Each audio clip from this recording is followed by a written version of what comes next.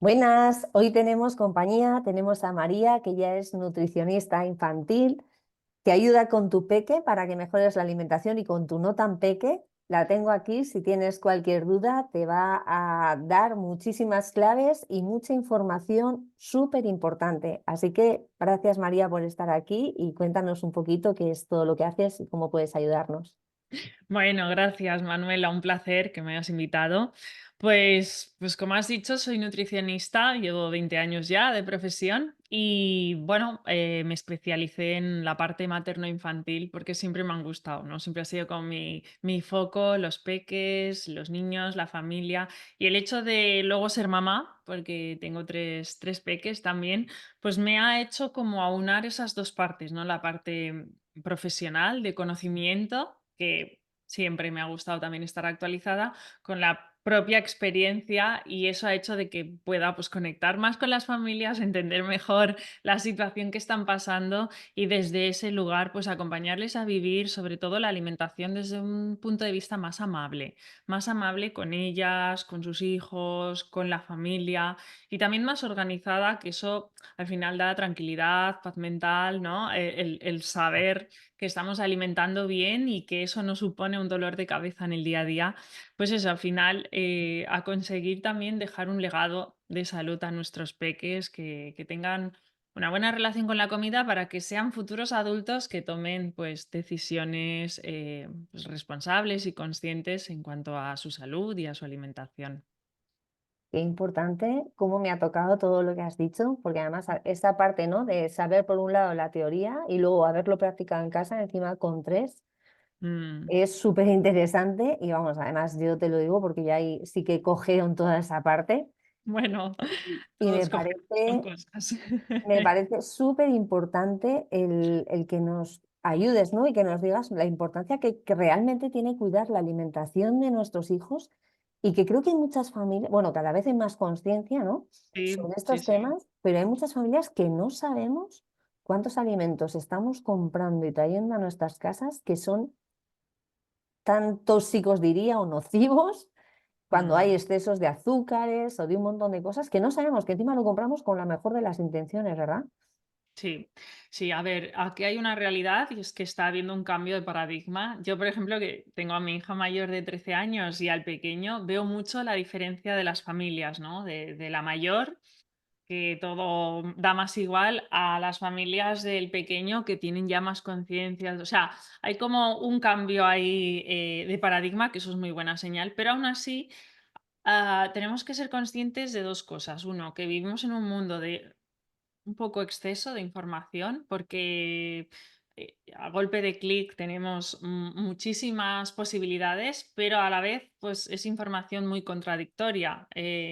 Miras en internet, ves una cosa, vas al pediatra, te dice otra, tu madre te dice otra, pero luego la vecina y vamos así, ¿no? Y al final eso genera como una especie de nube mental que acabamos sabiendo mucho, pero no lo aterrizamos, no sabemos cómo aplicarlo en nuestro día a día. Esa es una realidad. Y luego está el entorno, ¿no? Que aquí entra en, bueno, todos esos mensajes que recibimos que a veces nos impulsan como hacia una dirección porque parece que si lo haces diferente, pues eres una exagerada, eres una hippie porque te interesan estos mundos de las cosas saludables y también toda esa industria alimentaria que nos arrastra hacia el consumo de ciertos alimentos que, oye, parecen una cosa y acaban siendo una otra, ¿no? Porque al final está todo ese reclamo publicitario, ese marketing, que dentro de que hay una legislación, ya sabemos que echa la ley, echa la trampa en estas cosas y en todo, eh, pues si no tenemos un poquito más de conocimiento a la hora o de criterio a la hora de saber interpretar entre dos productos, cuál puede tener un perfil más saludable o qué aspectos, ¿no? Decimos, sí, aquí pone esto, pero miramos la cara B y es otra cosa. Si no lo sabemos discriminar, ¿qué ocurre? Que nos dejamos arrastrar, ¿no? Por lo que vemos y por lo que nuestros hijos y los amiguitos y todo el entorno hace. Entonces, claro, al final parece de que la inercia nos lleva hacia una dirección, pero tenemos que ser muy conscientes en qué dirección queremos remar, porque los datos, los estudios, la ciencia Lo que nos está diciendo se están saltando señales de alarma a nivel de salud pública. ¿Por qué? Porque estamos en unas cifras de enfermedades no transmisibles, en niños y ya no digo en adultos, que jamás habíamos tenido. O sea, es sin precedentes de eh, tanto, y aquí afecta tanto a salud física como a salud emocional como a salud mental, ¿eh? Salud física, o sea, estamos con datos de diabetes tipo 2, la diabetes de los abuelitos que se decía antes, está cada vez Mierda. en niños y adolescentes con mayores tasas de diabetes tipo 2, problemas cardiovasculares en niños, problemas de piel. ¿Por qué hay tanta piel atópica, tanta dermatitis, tanto, ojo, em, problemas ya nos vamos a nivel mental? Claro, no, es que ahora todos los niños son TDAH, ahora todos los niños son autistas. No, no, no, es que cada vez hay más problemas a nivel de conducta, y eso que podemos pensar que es que cada vez se estudia más y entonces salen más, que siempre ha habido.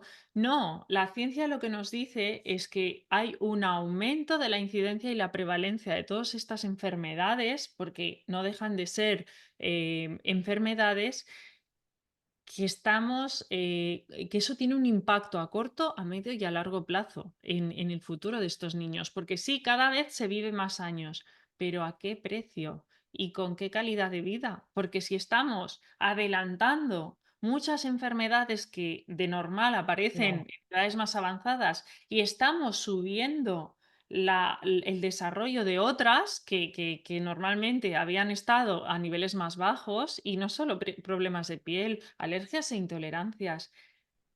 El otro día me lo decía la profesora de mi hijo, me decía, es que yo no sé qué pasa, ahora ya casi va a haber más niños alérgicos que no alérgicos. Pero esto no es normal, quiero decir, esto no es casualidad, ni es normal, este boom que está habiendo. está pasando por algo. Claro, está pasando por algo. Y ojo, y es verdad que no hay una sola causa, ¿vale? Aquí hablamos de multicausalidad, pero sí que el estilo de vida que estamos teniendo con nuestros hijos no es el más adecuado. Y esto ya es lo que digo, que lo demuestra la ciencia. Y aquí entra la alimentación, entra el ejercicio, falta de ejercicio, y entran también las emociones, porque la salud emocional, luego, claro, los psicólogos están con listas de espera. O sea, están con listas de espera, y no hablo psicólogos de adultos, psicólogos infantojuveniles, con listas de espera. Hay una cantidad de problemas también a nivel emocional, ya no solo mental, sino emocional, que hace de que todo esto se desborde, ¿no? De alguna manera. Y cuando hablamos de salud, no solo hablamos de salud física, hablamos de salud física, emocional y mental. Y creo que hay que tenerlo en cuenta. Y los tres aspectos están desbordados. Entonces, hay cosas que obviamente no podemos modificar. El vivir en el campo o en la ciudad, pues a lo mejor no es modificable.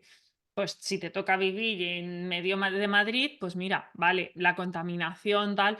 Hay cosas que no las podemos modificar o no son fácilmente modificables. La genética, pues tampoco nos viene dada, pero hay muchas otras que sí.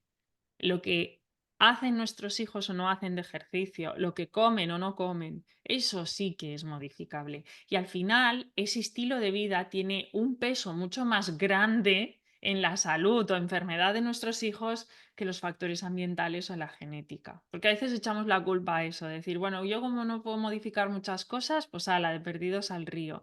Bueno, pues es que estamos jugando con la salud de nuestros hijos. Entonces yo siempre digo, ¿cómo quieres que sea tu hijo dentro de 20 años?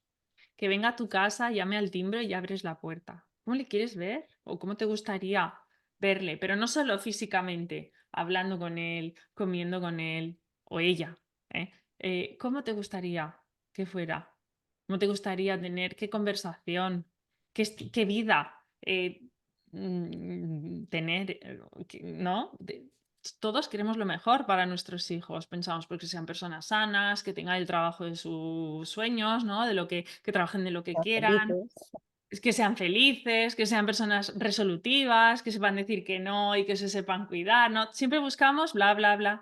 Pero es que eso no viene solo. Quiere decir, eso viene y tiene mucho que ver con lo que tú haces también, pero viene de lo que sembramos en la infancia y de cómo trabajamos esa infancia. Y en la parte que me toca a mí, que es la parte de alimentación y salud, es que lo que damos de comer a nuestros hijos, claro que tiene implicación.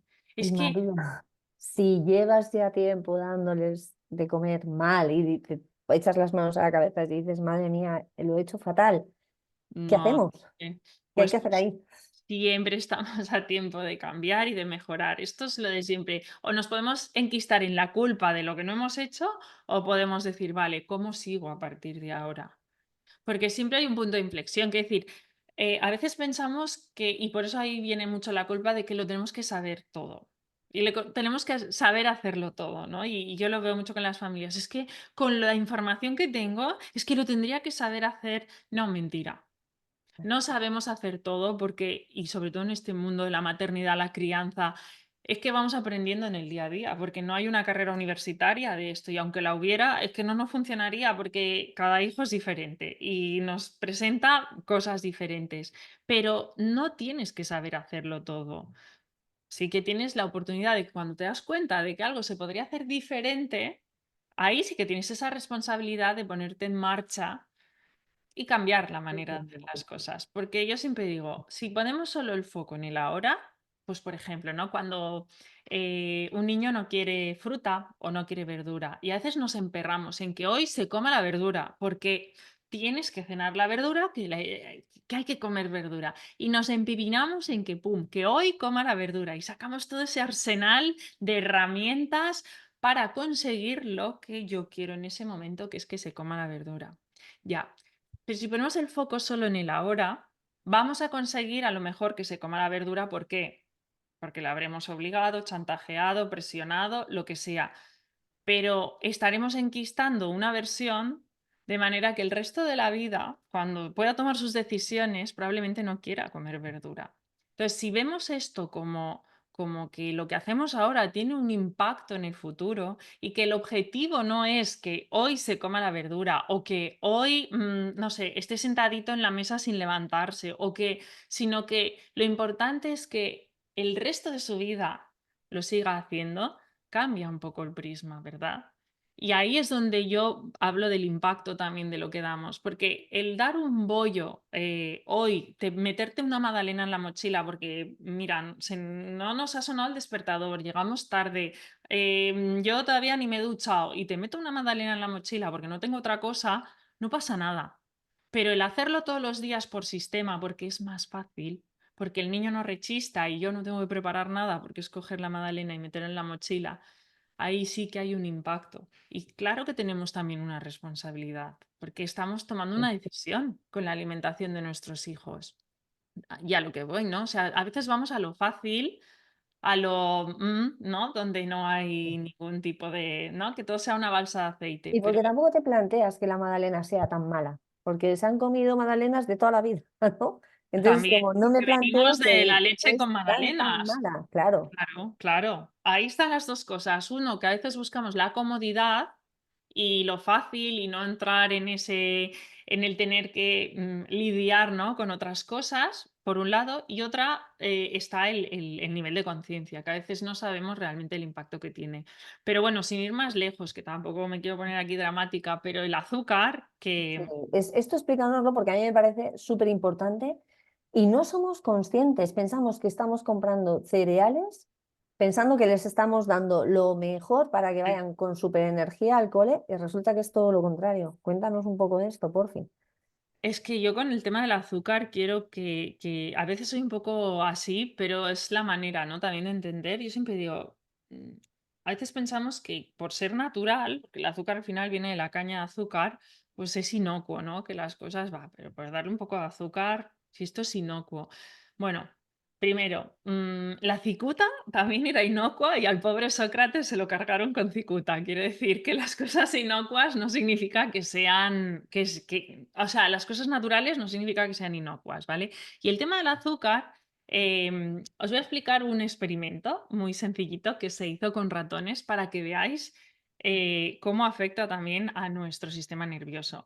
Se cogieron a unos ratones, ¿vale? Y se les separó. Entonces a uno se les daba droga No recuerdo exactamente qué droga, pero bueno, droga oral. Y entonces se les ponía comida y droga y ellos iban a la droga, ¿vale? Y no comían, ¿vale? Entonces los dejaron un tiempo ya sin droga y tal y cogieron y les dieron azúcar y azúcar, azúcar, azúcar. Y entonces les pusieron la droga y el azúcar y se iban al azúcar. O sea, es que pasaban Wow. de la droga y se iban al azúcar. Los ratones, ¿vale? Luego se han hecho muchos otros experimentos, pero es que este a mí me llamó mucho la atención porque el azúcar es una droga y es mucho más potente que otras drogas incluso reconocidas. ¿Por qué? Esto sí que da miedo, María. ¿Eh? Esto que acabas de decir sí que da miedo, ¿eh? Es que es así y hay que saberlo. Entonces, ¿por qué tenemos a veces esa necesidad de comer dulces, de comer? ¿Por qué? Porque nos genera placer, porque la droga también hace eso, ¿no? Nos genera esas endorfinas falsas, porque además es algo, el azúcar es un sube-baja, es decir, comemos azúcar o nuestros hijos comen azúcar, les da ese subidón, ¿vale? Esa sensación placentera, pero tal cual sube. Viene la insulina y baja el azúcar y entonces genera el efecto rebote. Es decir, pasamos de un estado de euforia a un estado de bajón, de mal humor, de cambios de humor. Entonces, en los niños que toman muchos productos azucarados, también afecta el rendimiento escolar. ¿Por qué? Porque si salen de la mañana de casa con ese vaso de leche con cereales azucarados, ¿vale? O la magdalena o el bollo, o me da igual el que, van al cole con un chute de energía, pero es una energía que sube y baja. Y luego a mitad de mañana son niños que están como muy somnolientos, que se distraen mucho en clase, que no están atentos. ¿Por qué? Porque el cerebro ha hecho puff, o sea, ha bajado ese nivel de azúcar y no prestan la atención que podrían prestar. En cambio, si ofrecemos alimentos más, digamos, más naturales, por ejemplo, un pan ya es, claro que tiene hidratos de carbono también, igual que los cereales, pero un pan no tiene el nivel de azúcar de unos cereales de desayuno tradicionales, ¿eh? Los del supermercado. El pan va liberando ese azúcar, pero no genera un pico tan alto para empezar y luego lo va haciendo de una forma más mantenida. ¿Por qué? Porque hay que ir Respaldo. rompiendo el almidón, se va liberando, o sea, es un proceso. Y eso no genera este pico de euforia y luego esta bajada, sino que va como aportando esa energía de una forma más gradual. O Y sea, eso permite que ¿y la qué nos concepción. recomiendas? ¿Pan de molde? O sea, ¿pan natural? O sea, o pan de molde. A ver, lo ideal es el pan normal, el pan, ¿vale? Y si puede Pan. ser integral, mejor, porque la fibra y todo eso también tiene ese efecto. Pero bueno, si no, un pan. Los panes de molde, ojo, porque a veces la lista de ingredientes es así. Y empezamos a ver números y cosas que no sabemos lo que son. Y un pan es levadura, agua y sal y harina. No tiene más. Entonces, si empezamos a ver listas así, ojo, porque ya En la entramos etiqueta te refieres, ¿no? en los aditivos alimentarios, entramos en otras cosas ¿Tú crees que que miramos las etiquetas? tampoco. Deberíamos mirarlas, ¿verdad? Deberíamos mirarlas y de verdad aprender a entender las etiquetas no es difícil. Hay que saber tres cosas. Quiero decir, yo esto con las familias lo digo, no nos compliquemos. Es decir, podemos hacer un máster en etiquetado, ¿eh? Sí, pero no hace falta. O sea, para tener ese criterio tenemos que mirar la lista de ingredientes que no sea así. Es decir, que sean, yo siempre digo, que sean cosas que tú podrías coger en el supermercado para preparar ese plato, ese alimento, ¿vale? Pues lo que digo, un pan es levadura, harina, agua y sal. Si ya empieza a tener y otras cosas y proteínas de no sé qué y de no sé cuánto, ojo, ¿vale? Olvídate, ¿no? Ojo, porque estamos ante un producto ya altamente procesado. Primero la lista de ingredientes, luego tener un poco en cuenta los niveles de azúcar. Todo lo que veamos, o sea, aquí en la tabla de composición nutricional vemos por alimento o por 100 gramos, ¿no? Normalmente te pone por porción o por 100 gramos. Siempre tenemos que mirar por 100 gramos porque así podemos comparar, porque lo de las porciones ponen la cantidad que les parece. Y si tú quieres comparar entre dos alimentos, siempre mira por 100 gramos, ¿vale? tenemos que mirar los azúcares. ¿Por qué? Porque eso es lo que nos va a decir si tiene mucho azúcar o poco azúcar ese alimento. Y hay un límite, que es el 10%. Todo lo que tenga más de un 10% de azúcar, deberíamos dejarlo ahí en la Prohibido. estantería y buscar otra opción, porque ya es un alimento con mucho contenido en azúcar. Wow. Y mira que es fácil, ¿eh? O sea, estoy hablando de una lista de ingredientes, aunque no sepas, ¿eh? Pero es ver un poco esos ingredientes, es decir, vale, no entiendo nada de aquí, o sí, son cosas que yo podría, aunque no lo sepa hacer, ¿eh? Pero son ingredientes que yo podría coger para preparar esto, ¿vale? Es el primer criterio que tenemos que ver, si es un alimento poco procesado o muy procesado.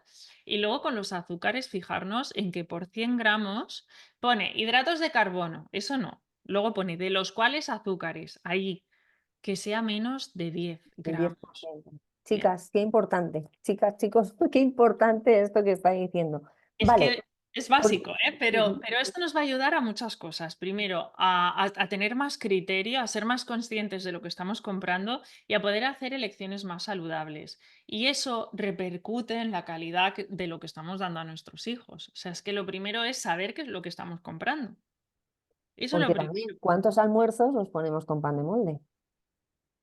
A ver, y hay panes de molde y panes de molde, por eso digo, hay que mirar, ¿vale? Porque hay algún pan de molde que dentro de lo que hay, o sea, siempre va a haber algún conservante, tienen que poner, porque si no los alimentos no vivirían, vamos, a los 2 días estaría duro como una piedra, ¿no? Porque un pan normal lo dejas 2 días y ya no vive, ¿no? Y el pan de molde sigue blandito. Siempre tienen que echar algo, pero una cosa es que lleve algún conservante y la otra es que sea una retahíla de es y de nombres raros que no entendemos, ¿vale? Ujú. O sea, Entonces, principalmente lo que dicen siempre, ¿no? Los alimentos que conociese tu abuela. sí. Hay que coger cosas de esas. Vale. Y la pregunta del millón, ¿qué hacemos si no quieren comer verduras? Si no quieren comer Comer verduras. verduras. Pues mira, aquí un poco a lo que venía diciendo, ¿no? Que a veces ponemos el foco en el hoy, en el hoy, en el hoy. Y eso nos lleva a utilizar técnicas poco educativas, ¿vale? ¿Por qué? Porque además sacamos todo eso que tenemos aprendido, que hemos vivido muchas veces en nuestra infancia, en casa, en el colegio. No sé, yo siempre cuento la anécdota de que a mí en el cole me obligaban a comer el filete de ternera, que era la cosa más fibrosa que te puedas haber encontrado nunca. Pues yo no salía al patio y para mí era un horror. El día que yo veía filete de ternera, solo quería llorar.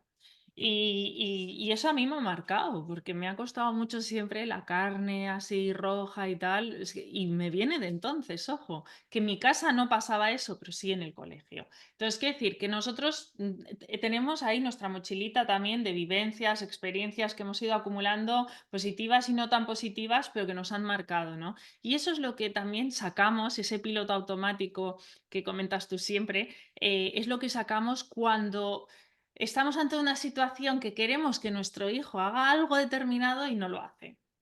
¿Vale? Y el tema de las verduras, claro, tenemos aquí metido que los niños tienen que comer verdura porque es muy importante la verdura, porque la verdura, porque la verdura. Y nuestro hijo nos dice que no. Y Y ahí... encima no le gustan ni las cremas ni los purés. Dices, Pero ahí hay un choque interno, ¿no? Entre lo que, que queremos y pensamos y nos vienen diciendo y lo que hace nuestro hijo. ¡Pum! Chocamos. ¿Qué pasa? Que normalmente queremos ejercer ese poder de decir, tú vas a hacer lo que te digo yo.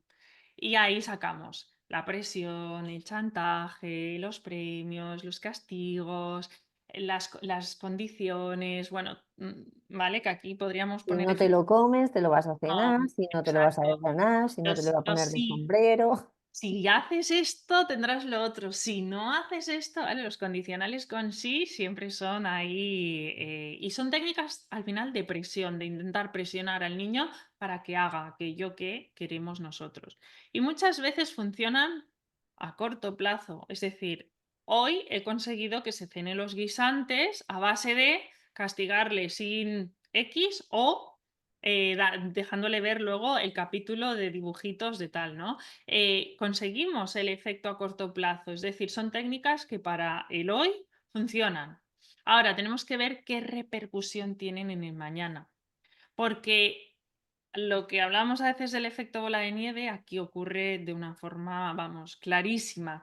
Un niño que empieza un día diciendo esto no quiero y empezamos con este arsenal de métodos, generalmente lo que va ocurriendo con el tiempo es que cada vez ese niño va siendo más selectivo, va diciendo que no a más cosas, nos vamos quedando con menos recursos de qué alimentos ofrecer y cada vez tenemos que usar más técnicas porque van perdiendo efecto. Es decir, lo que antes funcionaba simplemente con un condicional, ahora tenemos que añadirle 20 cosas. Y al final eso nos genera también muy mala sensación porque decimos, jolín, es que no, te genera como esa sensación, ¿en serio tenemos que andar así? ¿Y por qué cada vez está más selectivo? ¿Y por qué cada vez está más retador en la mesa? ¿Y por qué cada vez...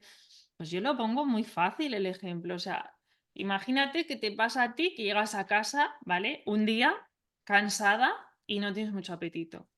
Y le dices a tu pareja, no, mira, hoy me voy a tomar un vaso de leche y me voy a la cama. Y tu pareja te ha preparado ahí un platazo, ¿vale? Además, abundante de cantidad, porque él considera que tienes que alimentarte y te lo pone delante y dices, no, cariño, vamos a cenar. Venga, adelante, come. Y tú le dices, es que me quiero ir a la cama, es que de verdad no me entra esto, no puedo con todo esto. Y tu marido te empieza a decir, pues mira, cariño, ya puedes ir comiendo, porque hasta que no acabes esto no te vas a cenar. Ya, pero es que no quiero. No, ya, pero no me sirve un yo quiero. Venga, te separa. Va, esta parte del plato te la comes, la otra la puedes dejar. No, te ríes, pero tú ponte en esa Sí, sí, tesitura. sí, sí, Parece tal cual. cómico, ¿verdad? Parece cómico, Pero es lo dice. que hacemos, ¿eh? Es que... Pero eso que nos parece irrisorio que lo pueda hacer nuestra pareja con nosotras o nosotros con nuestra pareja, lo hacemos con nuestros hijos y ahí nos parece normal. Es más, nos parece que tenemos el derecho de decidir lo que tienen que comer, cuánto tienen que comer y no entendemos que en ese momento por también el momento en el que están, porque ellos van pasando por una etapa, los gustos alimentarios tienen ahí, es una montañita rusa y Ujú. la selectividad alimentaria existe, es fisiológica, es normal, pero la tenemos que saber acompañar, porque si no la sabemos acompañar, algo que es fisiológico y que va siendo pasajero, se puede enquistar y acabar siendo patológico.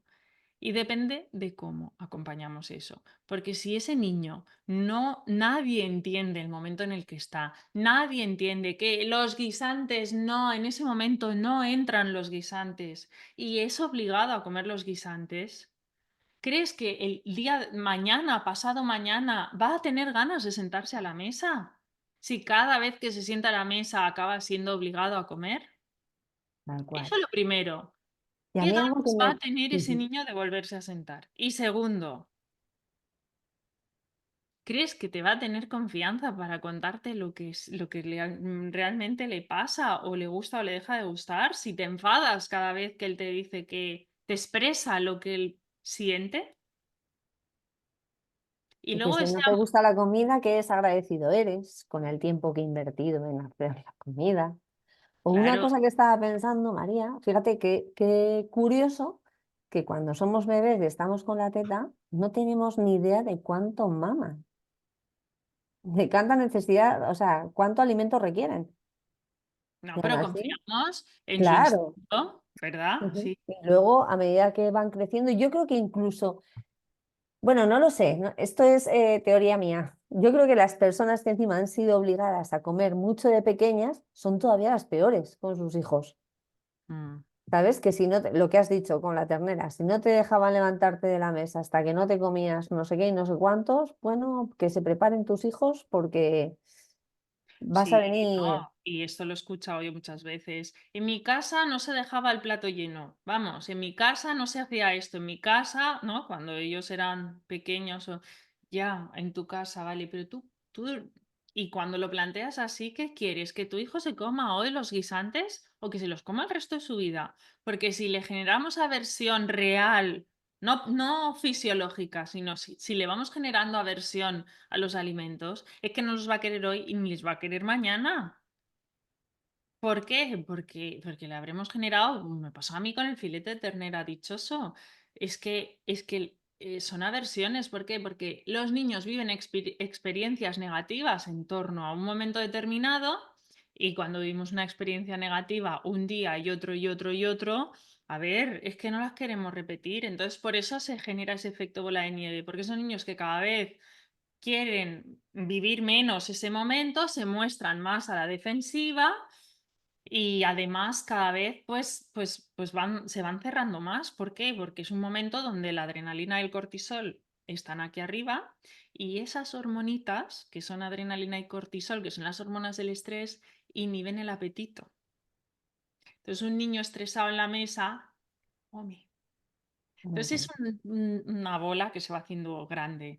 Entonces, para dar un poco de luz, no significa decir, ay, madre mía, pues yo ya tengo la bola montada y aquí no. No, podemos tirar para atrás, pero tenemos que tener muy claro dos cosas. Una, que tenemos que entender el momento en el que está nuestro hijo o nuestra hija, momento evolutivo, o sea, qué está pasando y qué esperamos que pueda ser normal y qué no, porque a veces tenemos nuestras expectativas aquí y la realidad del niño está aquí abajo y no hay manera de casar eso, ¿vale? Entonces, bajemos aquí y conectemos. Y desde ese lugar de entendimiento y de conexión, podremos empezar a acompañar y acompañar desde otro lugar que no sea toda esa metodología de presión, sino de motivación. O sea, desde el entendimiento podemos motivar, podemos negociar, pero una negociación sana, desde la escucha activa, y es acompañar. O sea, al final nuestros hijos necesitan que les vayamos acompañando, pero en una dirección, en un camino. El ejemplo, no sé, Qué maneras. importante es el ejemplo.